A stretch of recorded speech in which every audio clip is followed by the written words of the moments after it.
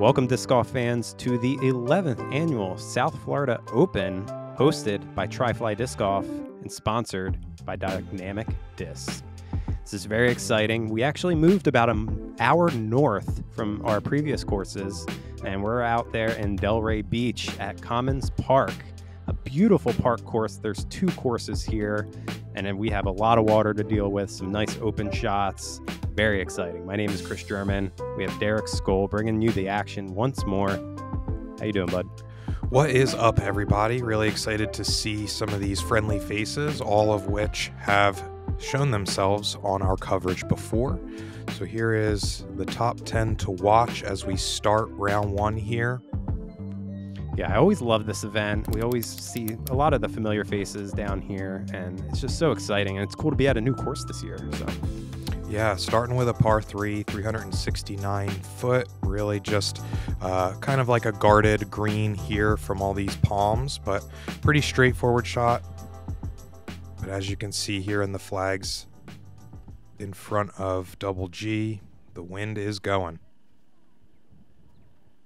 Yeah, a little more open than what we are typical to see from South Florida Open, this being our third year covering this event. Oh, I'm more of a shrimp and grits fan. and what a way to open up the event. Double G tagging metal from the tee. He's like 60 feet out now. He's got like a 60-foot birdie putt. That was crazy. Nathan Queen, our own Disc Golf Pro Tour commentator. Exciting to see him play after dealing with injuries for a little bit. It's good to see him out there in full 100% form. We got Silas up next from Baton Rouge, so not too far from Florida. You will most likely see him here in the off season. Going with the big hyzer. Catches that right side palm. Then we have Coby Guice. He's been on our feature card a couple times here. He is Team Tri-Fly. And excited to see him rip some discs. Yeah, local legend of sorts. Going with the hyzer as well. Ooh. Little long.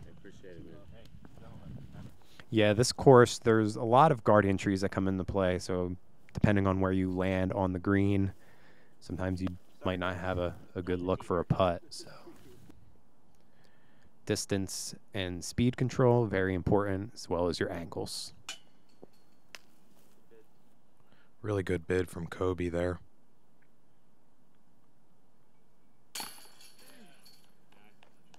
Weak side, Silas in there, gets the first green for the card. Nice birdie from him.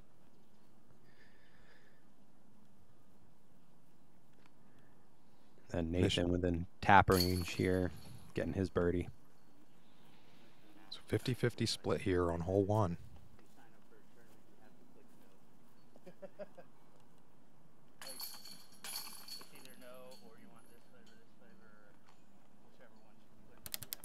We're going to move into hole two. Our first par 4, 704 feet. We do have OB to contend there on the left side, but shouldn't really come into play. You have plenty of room here.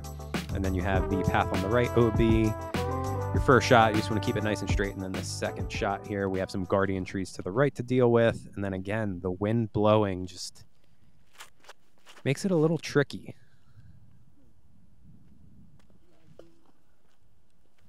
I mean, in the past 2 years when we covered this, we were over there at Markham and I believe Snyder. Mm-hmm. So very wooded and technical. Little different style of golf here. A lot more open. Got to really play with the wind and your angles much more, and a lot more open shots. Yeah, I was going to say, like, there's not really, as of right now, too much to contend to, like right off the tee, like you said, pretty wide open. It's really those approaches into the green that, you know, where these baskets have been strategically placed.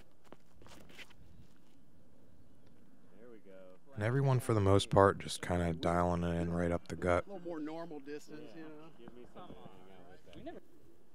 Coby or Nathan will be first. Looks like the two of them are Pretty neck and neck. You weren't far off. stock hyzer shot here for Nathan. Slight tailwind, it looks like. Should be close enough that headwind putt won't really come into play. Well within the circle. This looks a little right and early. I think hitting that tree definitely saved him some distance here for his next.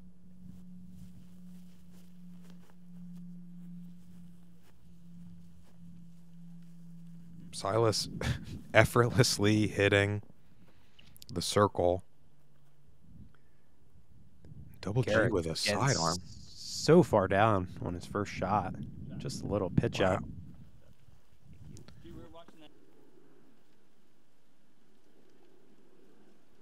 This is a tricky putt. It's a little uphill. Good bid there. Yeah, we've been seeing a lot of promise here from Coby for this round. I mean, it's still pretty early, but all of his putts have been pretty online for the most part. He's just got probably maybe a couple more holes to dial that in. If I'm not mistaken, isn't Coby ambidextrous? Doesn't he throw with his left as well? Is that Coby? I'm trying to remember. I remember seeing in previous years, there's always someone from Florida, and they throw with both hands. I don't know, and I don't remember enough to make a definitive answer, so I guess we will have to watch and see. Yeah.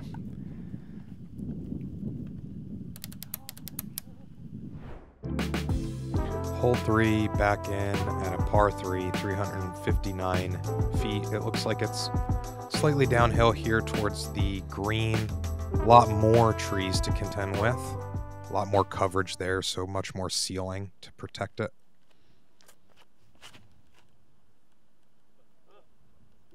Nathan Hyzer flipping right at it. Fades a little to the right. He'll probably be circle's edge. Kind of a tricky shot here. Not a lot of space, really. You got to throw it down, and then the way the hill is, and then the tall ceiling. You can kind of throw a big hyzer like this and hope you get down there. Or if you go right at it, just makes it a little bit more of a technical shot. I'd like to call attention to the fact that the people who elect the large hyzer here, you know, that's a lot of faith in your disc, you know, because of throwing it so much offline to anticipate that hyzer swing.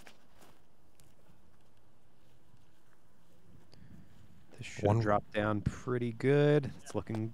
Yeah. There we go. Nathan's going to be the first one up just outside the circle. Ooh. All right, they're finding the metal early, so that's a good sign. Yeah, I'm excited to see where this plays out. Looks like Silas nipped that tree. And that's what I was mentioning earlier. It's just these guardian trees just inside the circle or just outside really mess with your putt and your footing. Having to straddle out there as Coby gets the birdie. Yeah. First one for him this round.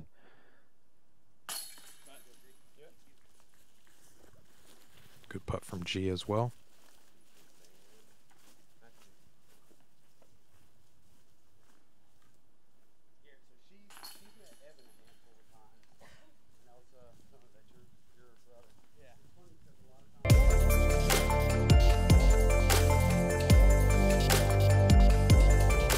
Play smart. That means getting reliable results from reliable discs. Keep it simple. Founded in 1995 as Innova's original molding partner, Millennium Golf Discs are designed for control and not overcomplicating your game. Throw Millennium. Premium discs that help you compete at your best. Play smart, keep it simple, throw Millennium.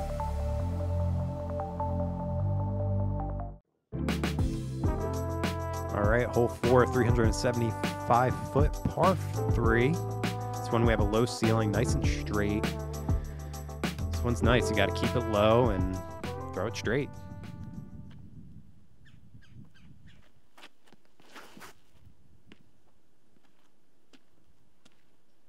Garrett laces it. Yeah. Thank you.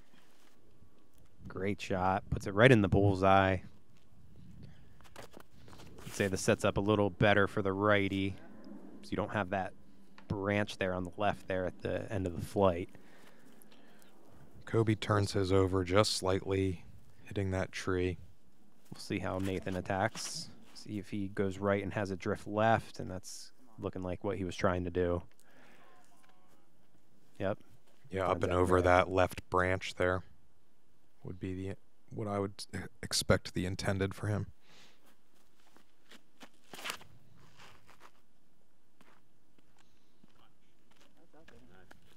And that one didn't turn quite enough. Yeah, fades out to about edge of circle, maybe 25, 30 feet. Looks like there was a Mando on this hole, so you got to throw it straight. Everyone successfully made the Mando.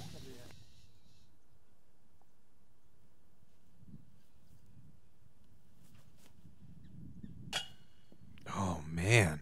Another one.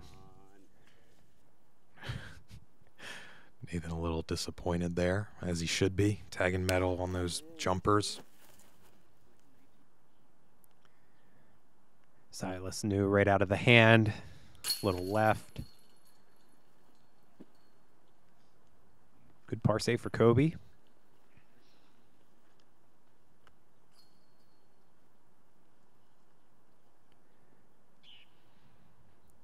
Wind seems to be down here relatively. Yeah, and when there's not really much wind going on here, I don't want to say it's 100% birdie or die, but it's you got to be getting your birdies out here. You're not going to see a lot of bogeys unless you find OB or something like that. So every stroke matters here.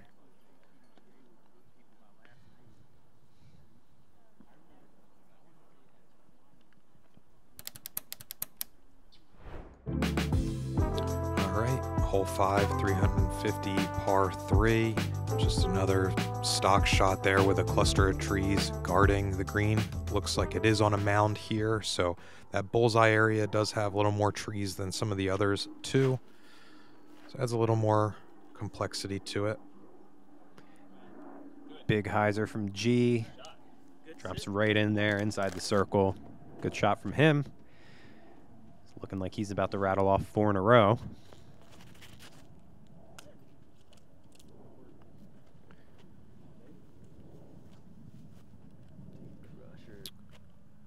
Not sure if that checked all the way up the hill.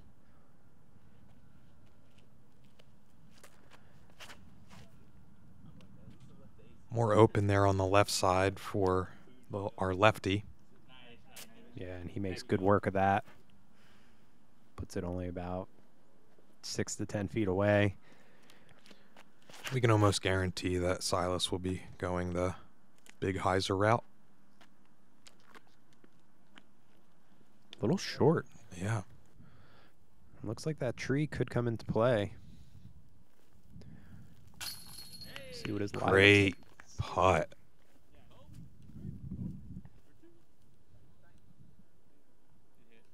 Uphill.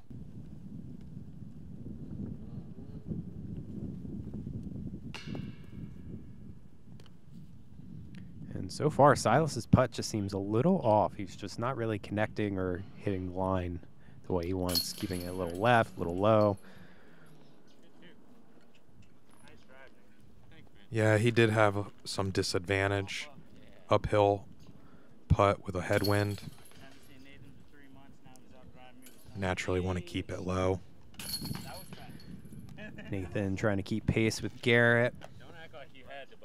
Couple birdies, Silas with the par.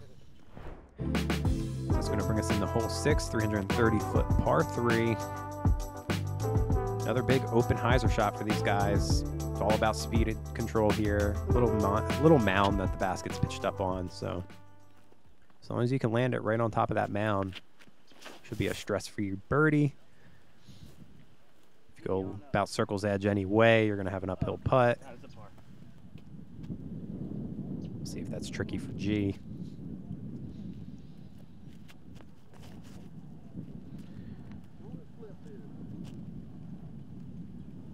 Yeah, it's the second time now that Coby's kind of turned it over and left it too far right. Yeah, and without being there on the field, in his mind, I think a lot of that could be wind related too. You know, just misreading things. Oh, it's going to go down the hill a little bit, but he should have a good look for birdie. Now, I will say that, you know, it being a wide open hole, a lot would say, you know, not really much to it, but something to consider is it really is showing a lot of speed and distance control, having only being the 330. Yeah, G right there, not even messing with it. A little bit of wind, uphill putt. If you miss the basket there, you might have the same distance putt coming back. So these guys just taking their medicine. It does look like this basket is slightly higher on the pole as well. Maybe that's an illusion. It looks like there's an extension there. Yeah, it's definitely a little raised. So a little raised on a hillside. If you're not on that hill, it's a little tricky putt. But Silas was able to get up on that hillside off of his drive, and he's the only one to take the birdie. We make our socks with 100% Rambouillet merino wool sourced right here from the Rocky Mountains. Today's wool is incredibly comfortable, 100% itch-free, it's breathable, it wicks moisture better than any synthetic fiber. That allows a wool sock to regulate your body temperature in both hot and cold environments, allowing your feet to stay dry and comfortable year-round. As someone who spends a lot of time on the trail, I can honestly say these are the best socks I've ever owned in my entire life. I invite you to give them a try. You won't regret it. The two of us are not so different. We know that success is when opportunity meets preparation. So we prepare with equipment selection, form, timing, release, and perfecting our execution. Because at the end of the day, it's all about that feeling. The course may look different, but the feeling is the same.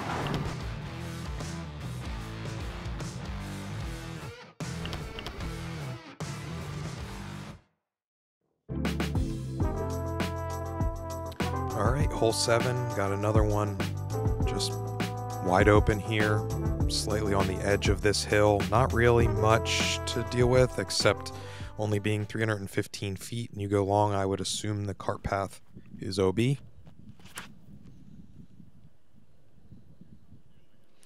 you do have a little bit more, as in, like, you know, with the righty hyzer kind of checking up into the hillside, it's not quite as dangerous. Yeah, Silas looks like he put that right under the basket. Same with G there, as long as it checked Sat up. there, yeah.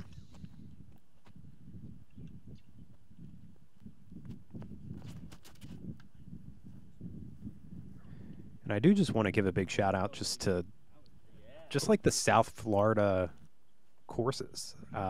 Just they have so many amazing parks down there in South Florida, and it's just so cool to see. There's so many different types of courses and parks that you can go to, and you're going to find disc golf courses there, and they're always so well maintained. Truly beautiful place to go to play disc golf if you've never been down to South Florida.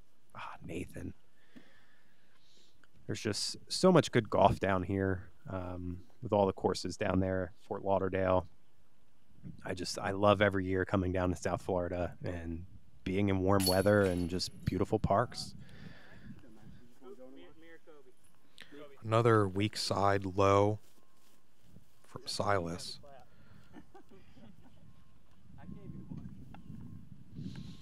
I want to give a shout out to Brandon Bostwick. He did grab the ace on this hole, so nice.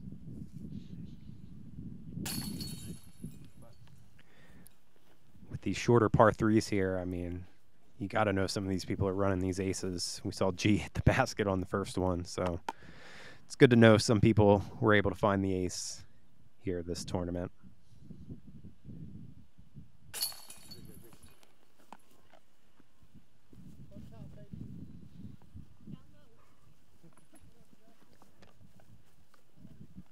And Nathan not getting the birdie, and I don't even know if we've had a star frame yet, which is kind of interesting because we're seeing a lot of birdies, but there's always one person on the card just unable to get it. We're going to move into hole 8, another par 4, 784 feet, 239 meters. This first shot, nice and open. You just got to make sure you miss that tree over to the left. Don't turn it over to the cart path. And the second shot sets up for a really nice righty hyzer. Just want to make sure you stay to the left of that big tree. If not, you might have a straddle putt or some obstacles there for your putt. This looks good from G.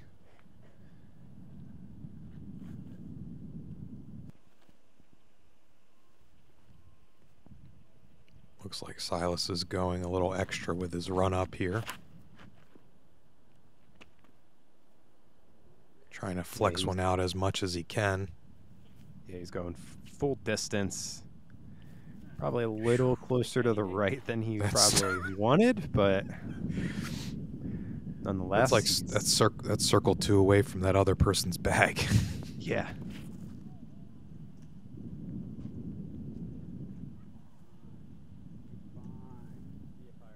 It's a good rip from Coby.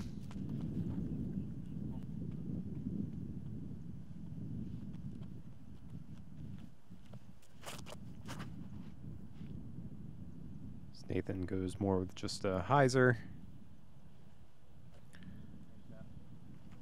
Plenty of room. Playing the placement.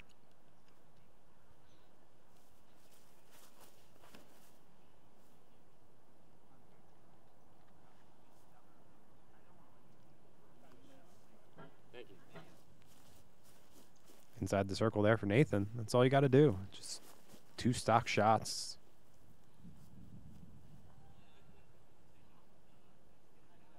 Just about 375 a pop, and you should head for yourself right under the basket. Garrett making light work of hole 8 here. Coby with the longest drive. Oh, we've stopped Silas. Oh, geez, yeah. Yeah, he threw so far. I thought he was playing with the card in front of him.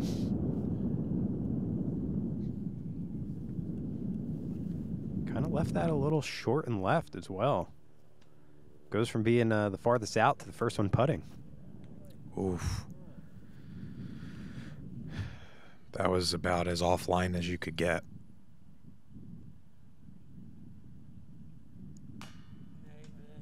Oh, man. Just that headwind, though, you know, keeping it low, it's hard to judge. Oh, no. Wow. I mentioned earlier how I thought these guys were going to be on with the putting, and we're just seeing a lot of putting woes these past couple of holes. Oh, boy, Silas. That is an unfortunate turn. Yeah, we're going to see our first bogey of the round. Big stroke swing here. Coby able to get the only birdie. Yeah, well, I couldn't compliment him on longest drive, but I can compliment him on lone birdie.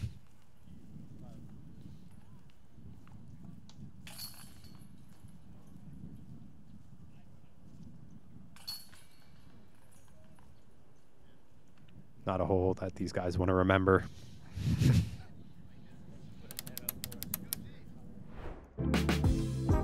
All right, and we're finishing our front 9 here with a little water carry. 415-foot par 3. Got to stay dry. That's all there is to say. Yeah, all these guys should be able to get over. There is kind of a bailout to the left if you want. That's also where the drop zone is. Looks like Coby kind of did a little bit of a bailout over to the left. Looks like he's all right.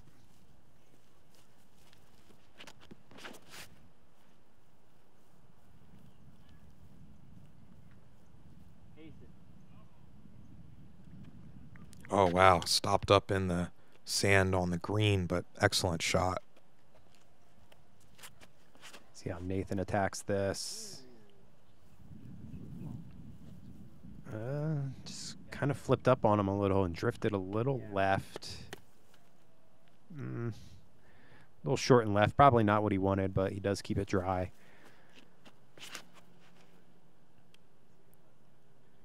See if Silas can get a bounce back. This is looking good. Just get over. Yeah, he's dry. This is a tough putt here. Oh, my God, man.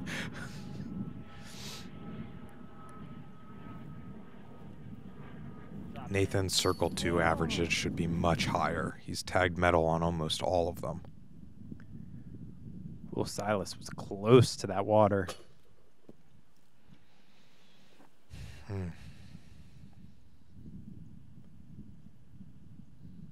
Garrett for the lone birdie.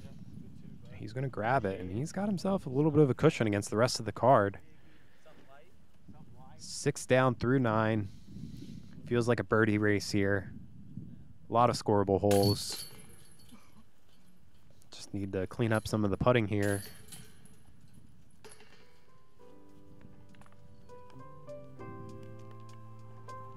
So that's going to finish up our front 9 of round 1. Again, Garrett 6 down, Coby, Nathan, Silas with that lone bogey there. Still plenty of golf. So many birdies to grab out here. So we're still going to see a lot of green come here. So very exciting stuff, and I'm excited for the rest of this round. Yep, thanks for tuning in, folks, and we'll see you on the back 9.